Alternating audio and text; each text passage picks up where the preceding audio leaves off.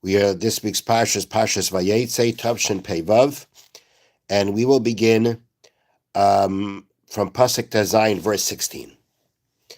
Okay, so Yaakov has left his father's home. He's on his way to Haran, following the directive of his father and mother to find a wife in Haran by his mother's family.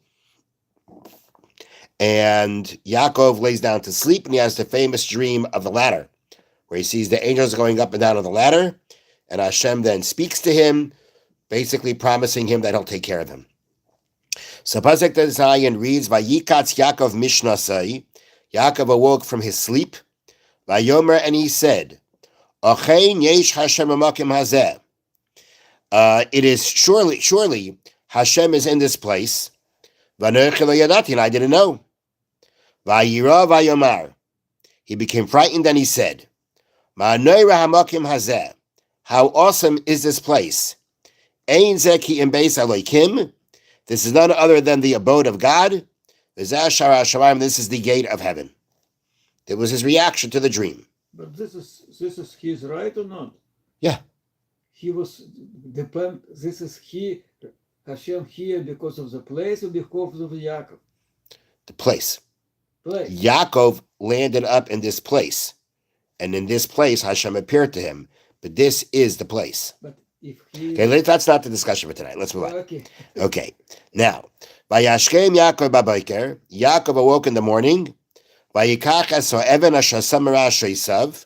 He took the stone that he put around his head. Vayasem oisa matzeva. And he set it up as a pillar. Vayitzeik shemen al roisha. And he poured oil on its top. Okay.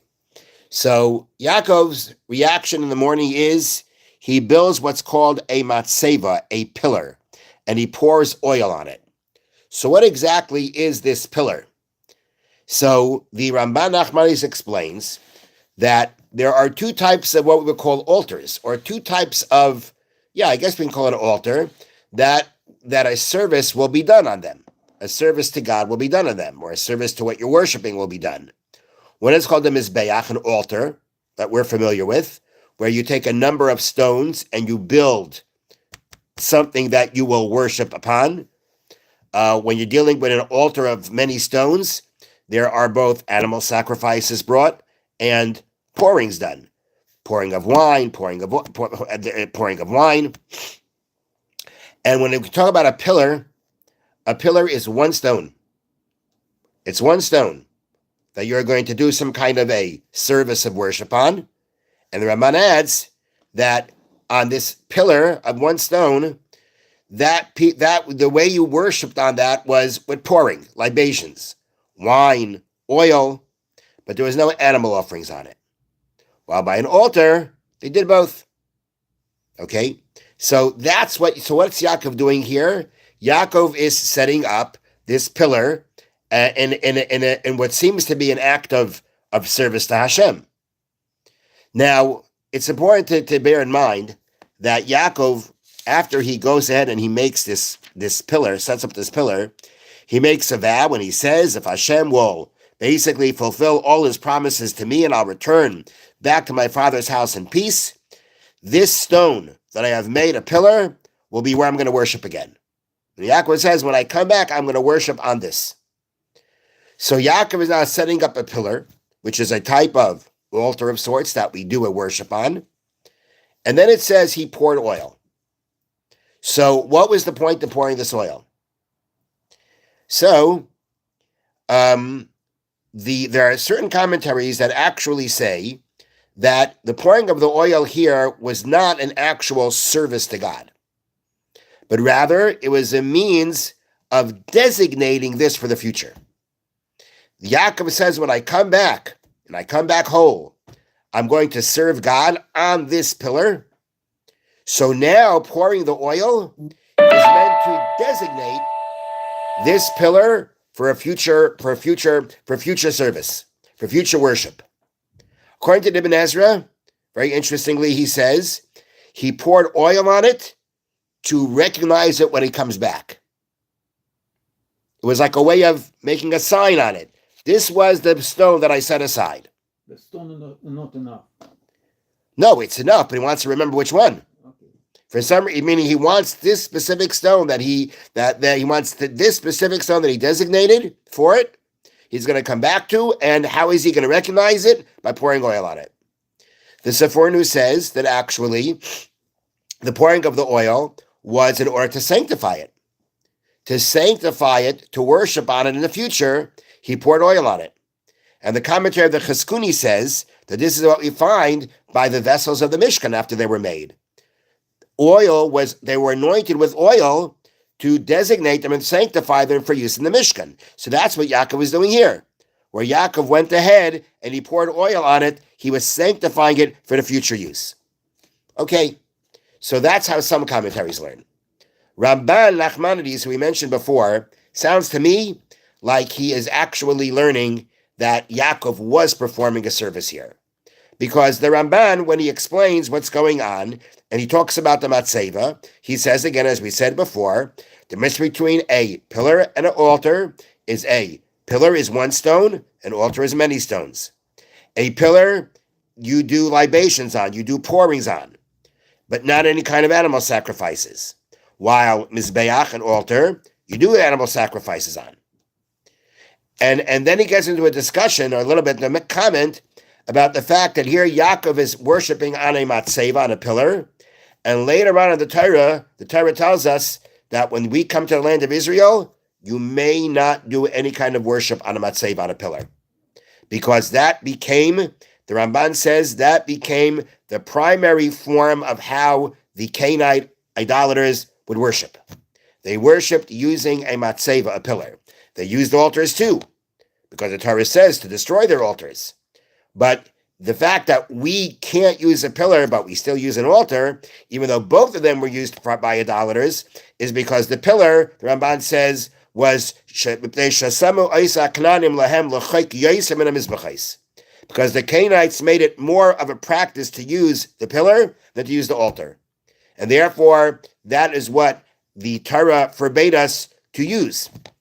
And then he says, perhaps, it's true that both of them were used for idol worship, but then you're going to forbid both. We'll have nothing left to worship on.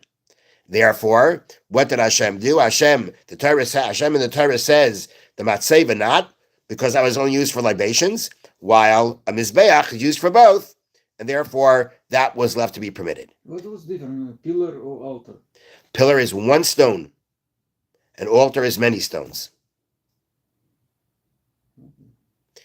Okay, now, but the Ramban makes no mention about the fact that you're doing something for later. I didn't say anything to Ramban. The Ramban seems to be saying that, Yaakov made a matzeva. Matzevas are used for pouring on wine and oil, and that's what Yaakov did. He poured oil on it. Meaning after Yaakov had received the dream and the promises from Hashem, what did he do? He did a service. He did a worship to God for it. And then he said, and when I come back whole, I'll do the worship again. But so it seems from the Ramban that Yaakov was doing an actual service here now. Okay, now, so we've explained, what a matzeva is, what was the purpose of pouring the oil. Now we'll deal with another question. And the other question is that we read first that Yaakov awoke from his sleep and he realized that this is the place of God.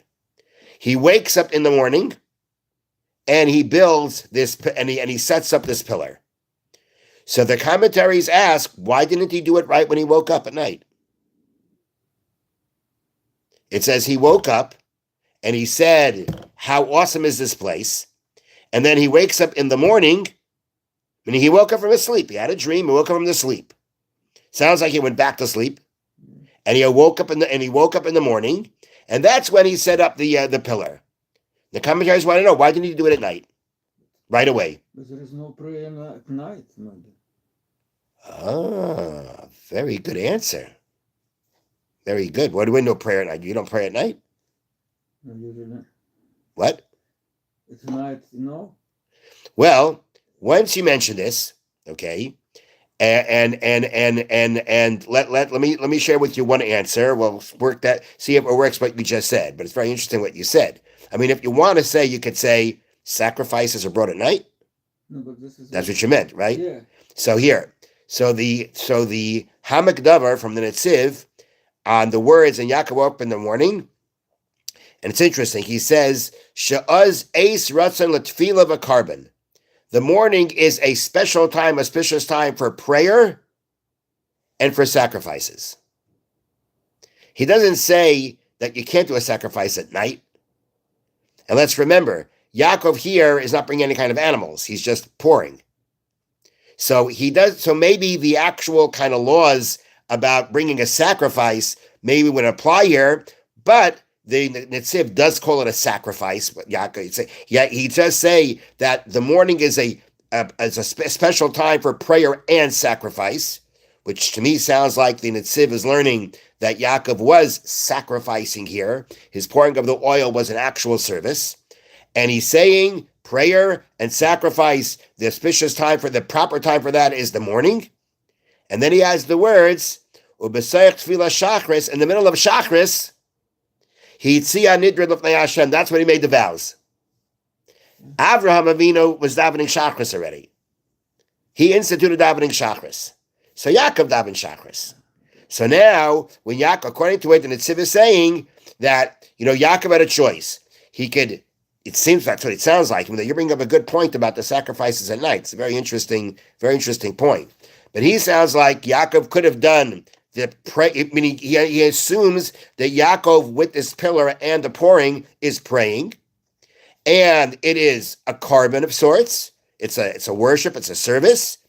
He could have done it at night, but the Eis Ratzon, the special time for these things, is in the morning, and therefore in the morning he prayed. He did the service of pouring the oil on the pillar, and in Shachris he added the vows that he made to Hashem.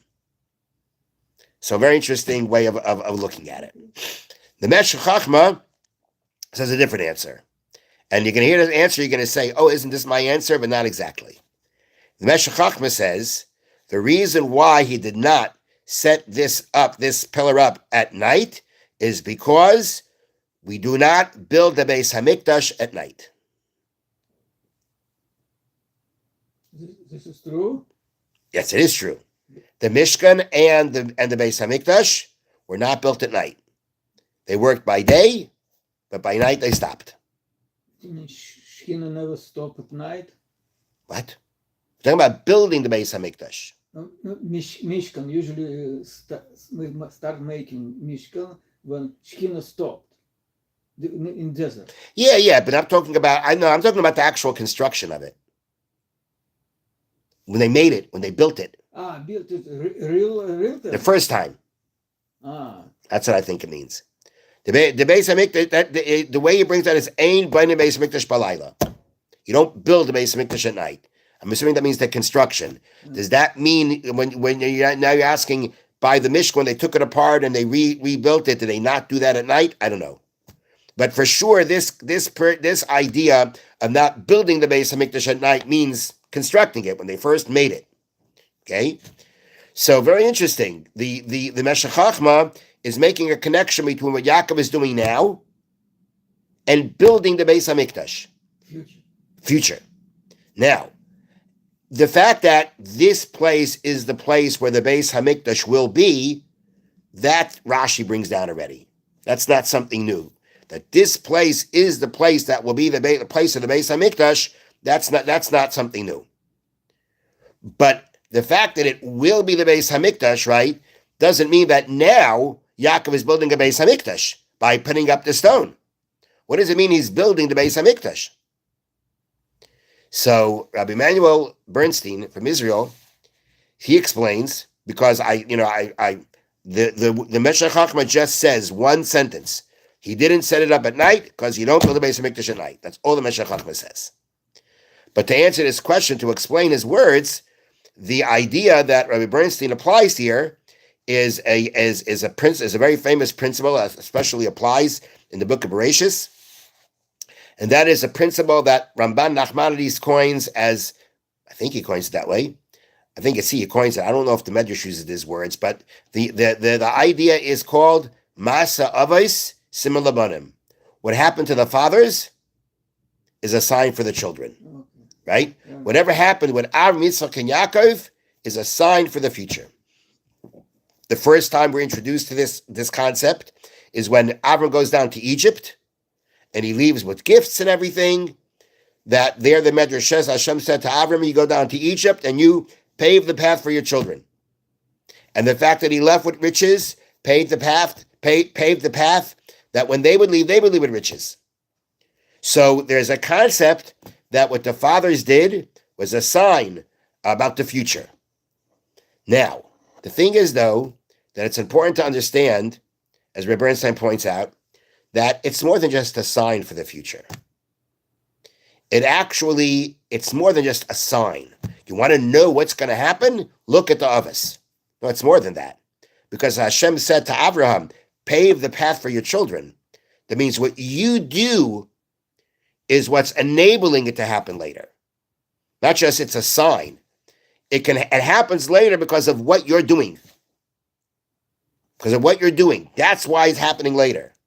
And he explains with an interesting idea that we find in Tanakh that before that, for a prophecy to come to be fulfilled, for a miracle to happen, there's usually some kind of an act, a physical act that triggers it, that starts it.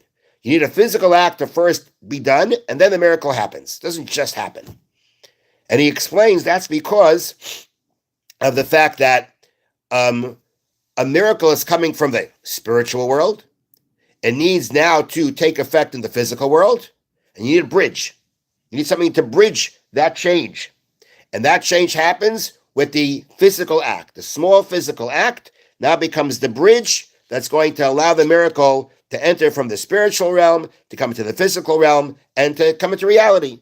It can't just come. It has to have some kind of a act that relates to it in some way, and it brings it into the world. So for the future miracles of the Jewish people, for the miraculous survival and growth of the Jewish people, you need those actions, you need those acts to be able to enable it to happen. Because without those acts, it can't happen. In order for it to come into reality, it has to have some kind of an act. So what the fathers do as a sign for the children is more than just a sign. It's what enables it to happen. And if we understand it that way, so he says, now we can understand very well what the Meshech Chachma means. Because first of all, there is a medrash that says that Yaakov's act here of setting up the matzeva, of setting up this pillar, that was part of the principle of Ma'aseh Avos Simul Labanim. What the fathers do is a sign for the future. Meaning, Yaakov's building the matzeva here to worship on is already that act of the forefathers that enables the future of the Beis HaMikdash to be built here. So what Yaakov does now is what enables the Beis HaMikdash to be built here. It enables it. That means that Yaakov is building the foundation of the Beis HaMikdash. And if he's building the foundation of the Beis HaMikdash, what's the rule about building the Beis HaMikdash? You don't do it at night. You do it by day. This is like completely opposite. Excuse me? Temple was not built at night because of the Yaakov, not Yaakov. No. No, Yaakov was first to sign for the future. Yeah, but the point is that Yaakov knows knows the principles of the Torah, and he knows that the Beis HaMikdash will not be built at night, and therefore he doesn't lay the foundation of the Beis HaMikdash at night. He does it by day. Yaakov is working with the laws of the Torah to how he is going to now do what he's doing now as a foundation for the future. He knows the future law, not Right. show his law for future. Right. What he's doing, is what's enabling the Beis HaMikdash for the future to be able to come in to be here. But that's not what's making the rule. The rules have the rules. And that rule he's aware of, and therefore, when he sets the foundation for the future of the Beis HaMikdash, that's like building the Beis HaMikdash, and therefore, he doesn't do it at night. Now, another thing the Meshach Chachma says, interestingly, is that why did Yaakov decide to build a matzeva, a pillar, instead of the altar? Why did he do that instead of the other one? Why? Why did he choose that one? So here he explains, the way he understands it is because I mentioned before that the Torah forbids the Jewish people, upon entering the land of Israel, from worshiping with a pillar. Why? Because so Rashi says that in the times of the Avis, in the times like by Yaakov, it was beloved. But later on, it became a form of the idolaters, the idol worshippers used it, and therefore it became unacceptable anymore. But what that means, says the Meshach Chachma, is that originally using a pillar was not part of idol worship. Later on, it became, but now it's not. But originally it wasn't. So therefore, when Yaakov decided to do something here, he didn't want to build an altar because he was afraid if he build an altar and leave it, what's going to happen? They'll use it for idol worship. And therefore, he used a pillar, which was not yet a form of idol, which was not yet used for, what at that point of time was not yet used for idol worship, so that he can do his thing and they won't be able to use it for anything wrong afterwards. So that's just another question the Meshach Chachma deals with. Why did Yaakov decide to build the matzeva, do the pillar instead of doing an altar? And he says, in order to make sure, he didn't want the idol worshippers to use it afterwards. Okay, so that means so what we covered here with this Meshach Chachma was two things: dealing with the question of why didn't he do it right away when he woke up? Why didn't he do it at night? So the Netziv said because the proper time for prayer and sacrifices are by day. Which maybe means, like you said, Arkady, regarding the sacrifice, that we don't offer sacrifices at night. It's probably could be the same idea, and that's what he says.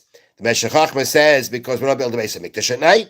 The Meshach Chachma also tells us that he built a pillar instead of an altar because he was afraid the altar would be used for idol worship. While at this point in history, the pillar was not used by idol worshippers, and therefore that wasn't going to happen. Okay. The last thing I just want to mention, just a thought. I don't know if it's such a point, but it said that Yaakov awoke from his sleep, and he said, "How awesome is this place?" And then it says Yaakov woke up in the morning. Vayashkem, or actually, we'll translate it using the ArScroll translation. Jacob arose early in the morning. Okay? So did he go back to sleep or not? When he woke up from his sleep, did he go back to sleep? Or did he just lay there and then he arose in the morning? He been sleepy because he feels something.